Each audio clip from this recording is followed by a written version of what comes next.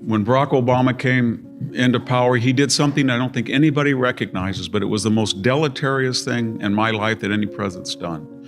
He took the binary of the unique African-American experience, which was like no other minority. And that binary had been something that binary since the Civil War and the Civil Rights Movement had been something the United States was working and succeeding in. And he said that it's not just black versus white, it's everybody who is non-white. They're part of a collective. And all of a sudden I noticed that people who were rich farm owners with 10,000 acres from the Punjab, or a third generation Japanese optometrist, or a upper middle class professor from Brazil was telling me that he was diverse. And all of a sudden they were part of this group. And we were all going to find some type of edge. So we had, Elizabeth Warren saying she was Native American. We had Rachel Dolezal saying she was black. And it became kind of a parlor game among friends of mine. They said, your children have Oklahoma blood in them. Maybe they're Cherokee. Why don't you take a DNA and they can get a little edge? Everybody was trying to find some edge. And it shows you how racist we've become because, as you know, in the old South, everybody was doing the opposite. Everybody was scared stiff that somewhere in their past they had black blood, and they had 1/16 was the rule, one drop. If you could trace a African American, then you were considered African American. Now we've gone back to the Confederate idea and just flipped it, but it's still racist. So we're tribal people now, and there's no society, whether it's the Balkans or Rwanda, we know where that goes. We know what we have a destiny with, because everybody to survive will start being tribal. I live in a community that's 85% Latino. I don't know very many white people anymore. They've mostly moved away. But at Walmart, for some strange reason, before 8 o'clock in the morning, it's all white, the vestigial population. And for the first time in my life, I walk in, and here's what happens.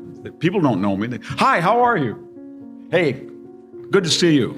And what they're doing is they're identifying with a shared whiteness because they feel the whole society is becoming tribal, and they're going to adopt by tribe. And I'll say to some, I don't know who you are. Why would I feel closer to that person because he happens to be white than a Mexican-American person who's conservative and shares my own view? But if that's where we're headed, and when history teaches us, once we go tribal, it's like going nuclear. Once one nation goes nuclear, when one people goes tribal, everybody's going to go tribal for defense. It happens like that. The work of a multiracial, unified culture takes centuries. The work of a multicultural, divisive culture can happen in 2 or 3 years. Read Thucydides if you don't believe me. When you read a historian like Thucydides, they always start with the idea that a pre-civilization, pre-modern society has no meritocracy. You hire your first cousin, or your general appearance is essential, not incidental to who you are. And the tribe then is the enemy of progress. It's the enemy of meritocracy.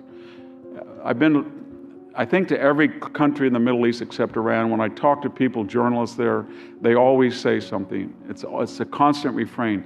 The reason that things don't work here is because we hire our first cousin, and we don't hire the most capable person, because we judge people by their blood ties or their superficial appearance. We had been fighting with a legacy of slavery and Jim Crow in the South. We're now in 50 years since the Civil Rights Movement and affirmative action, and we were starting to realize Martin Luther King Jr.'s dream of the content of our character rather than this color of our skin. And we've gone back 50 years with this woke movement. This woke movement was not started grassroots. This is a top-down phenomenon. This is Oprah Winfrey from her $90 million estate in Montecito complaining about ill treatment to Meghan Markle in her $15 million mansion. This is Barack and Michelle Obama worth $100 million coming out and then pontificating on the unfairness as they go back to their 38-acre, $14 million Martha Vineyard estate. I could go on, but you get the picture. The BLM founder, Phyllis Queller, she's on house number 4 in Topanga Canyon. Professor Kendi, if you want to hear him, it's $20,000, $333 a minute for his advice about how you must be racist to stop racism and you must discriminate to stop discrimination. These are not revolutionaries out on the barricades. This is an elite-driven drive for the spoils of America, camouflaged as if America is culpable. When I heard General Milley and the Chief of Naval Operations and the Defense Secretary say that they were rooting out white privilege, white supremacy, and whiteness, I did think, what's going on in Afghanistan? Why we were losing Afghanistan while Joe Biden was telling us everything was okay in Afghanistan. They have 300,000 men, they have airport. Why he was calling the Afghan president and stealthy saying, even if you're losing it, please lie. What was our military doing? They were cannibalizing their own ranks.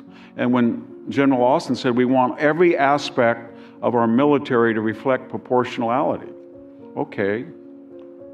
White males, to take one example, do you really want to go down that tribal road where every single person is going to have a job based on their racial component? Because that's a trajectory to nihilism. And it's not even represented. We don't do that. We did that in the NBA when we were racist. And the NBA was not as exciting. Now we're going 76% African American. I think that's great. It's based on merit. But it violates the very canons of the left that says you cannot do that. So when I heard Austin and Milley say that, I said, okay, white males make up 33% of the population. They've died in Iraq at 75%, and they've died in Afghanistan at 74%. Are you going to call up the Afghan airport and say, hey, anybody who's a white male, pull back, you've died and overrepresented. So it's somebody else's turn to go get killed. So you can see where we're going. The ultimate manifestation is a DNA badge. So we all try to adjudicate whether we're going to go back to the South 1/16th drop. Unless you think I'm kidding, Elizabeth Warren tried that, didn't she? And she found out she didn't even have a 1/16th drop, but she relied on high cheekbone. She didn't have the creativity and the imagination of Ward Churchill, who at least took the trouble to dress up as a Native American, even though he wasn't. And so that's what we're doing now. Under the racism that was in the United States, especially in the South, but it was there, people then said, I'm going to pass for white. It was a tragic experience because they thought they would get superior and discriminatory treatment. Now it's, I'm going to pass for non-white. So we come full circle, but we're no morally better than where we were. And this is tragic because we were on the pathway to an assimilated, intermarried, and integrated society.